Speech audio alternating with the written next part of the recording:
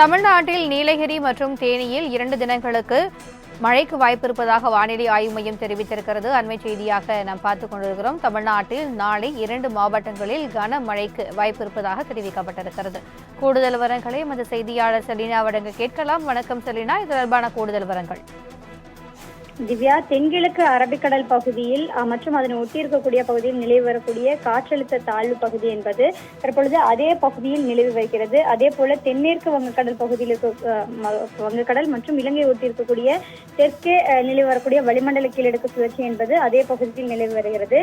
இதன் காரணமாக தமிழகத்தை பொறுத்தவரையிலும் இன்றிலிருந்து 9ஆம் தேதி வரையிலும் லேசானது முதல் மிதமான மழைக்கும், குறிப்பாக இன்று லேசானது முதல் மிதமான மழைக்கும் அதிகாலை வேளையில் பனிமூட்ட காணப்படும் என்று தெரிவித்திருக்கிறார்கள்.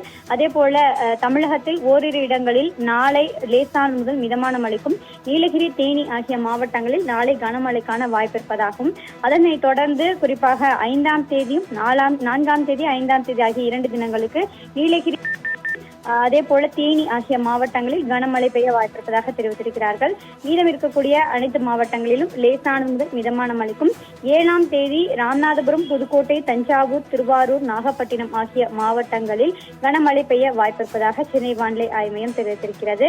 குறிப்பாக சென்னை மற்றும் புறநகர் சென்னையை பொறுத்தவரையிலும் அடுத்த 24 மணி நேரத்திற்கு வானம் ஓரளவு மேகமூட்டத்துடன் காணப்படும். நகரின் ஒரு சில பகுதிகளில் மட்டும் லேசானது முதல் மிதமான மழைக்கு வாய்ப்பிருப்பதாகவும், அதிகாலை வேளையில் பனிமூட்டம் காணப்படும் என்று தெரிவித்திருக்கிறார்கள்.